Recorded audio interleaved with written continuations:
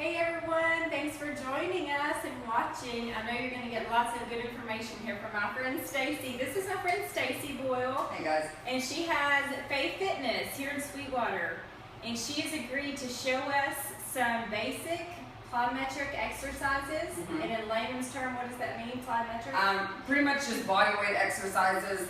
I like to do them a lot with my clients, especially clients that don't have equipment at home. Okay. It's good. You can do it at home. You can change the intensity if your fitness level is pretty low, you're just starting out. You can start out real slow and real easy. As you get healthier or you get in more shape, then you can make it harder. So the intensity is really adjustable on this. So I really like to send my clients home with plyometric workouts. Okay. So she's just going to start us off with some basic things, and I'm just going to let her tell me what I'm doing here. Right, okay. What's the first So we're going to start with a series of, let's see how we're going to do 1, 2, 3, 4, 5, 5 different exercises. And the way I have this set up is you can go through this 3 times. I actually recommend that you go through it 3 times. You'll do all the exercises one after the other, take about a 30-second to 1 minute rest, and then go right back into it. You don't want to rest for too long because the whole point is to keep your heart rate up and just kind of go from one to the other. So the first one that we're going to start with is just so super simple, but a lot of people have a hard time doing a jumping jack. Okay? So, and a lot of people don't realize maybe you have bad knees or you have bad hips, things like that, and you can't jump a lot.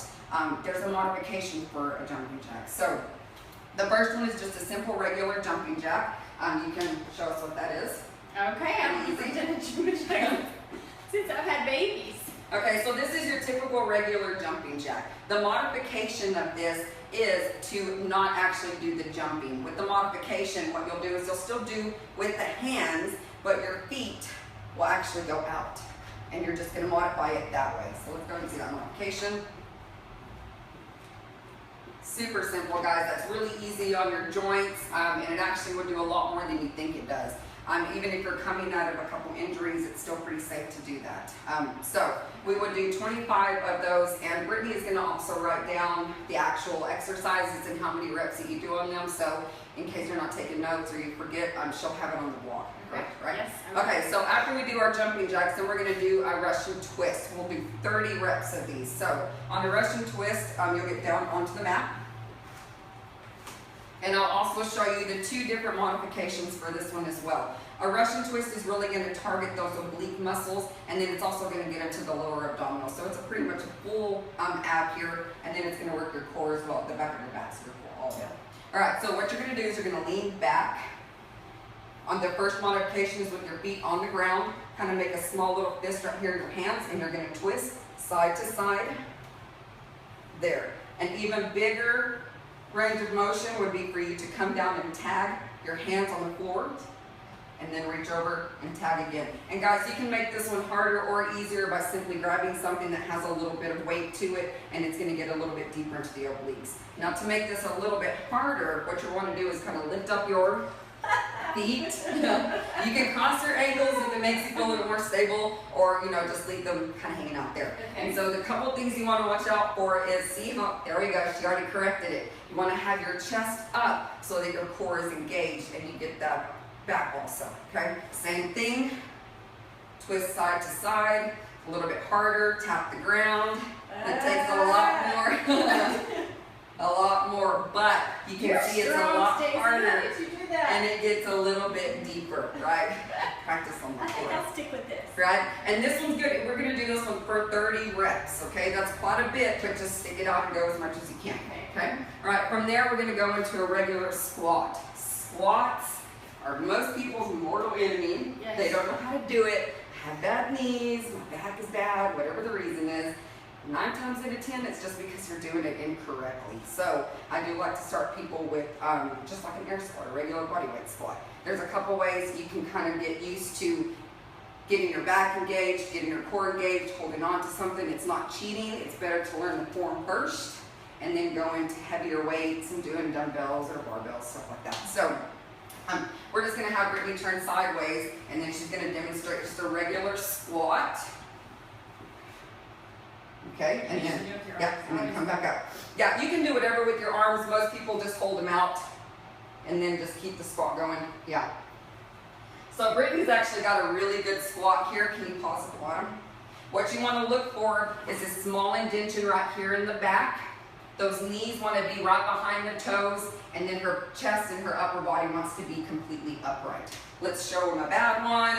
Kind of hunch yourself over.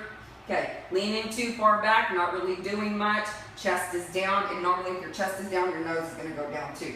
That's where you hurt knees, that's where you hurt hips. Okay? And just super simple, as you get stronger, then you can also grab some dumbbells. If you don't want to buy dumbbells, go to your refrigerator, go to your, get some gallons of water. That's pretty easy, right? You should be drinking a gallon of water a day too, right? All right, so next after that, we're going to go into lunges. All right, so let's have a side view of a lunge here for us. All right, so what you want to do on that lunge is you're going to stand upright, and it's important to remember that you want to have 50% of the weight on the front leg and 50% of the weight on the back leg. So that means that you need to be completely upright, right? Okay. Here we go. Okay. And I will correct one thing on Brittany. Take a step back for me. So we're going to make her stride just a tad bit longer so that she can actually kind of feel the back leg working and feel the front leg working, and then we don't get into heel coming up and knee going past the toe, okay? And how we fix that is just having a longer stride, okay? With that longer stride, I'm going to take a bigger stride here, focus on the back leg, 50% here, 50% there. My knee is now back behind my toe and nice and safe. Bring it back. If you have a hard time alternating, just hang out and do all 10 on one leg. Then bring it back and then do the other one. So let's get a longer stride. A little bit. There we go. Second one was great. Good. And that's going to engage the glutes a lot more for women who are trying to get their glutes up instead of down. This is a really good one to do. And that's just doing a stationary one. This is a lot easier for people to grasp sometimes. Okay. And either one is good, and that one's only going to be for 10 reps each leg. Okay. What was the last one? My paper turned over. And the last one is going to be a push-up. Oh. Push-ups are really good for you guys. They're good for you because they incorporate so many muscles.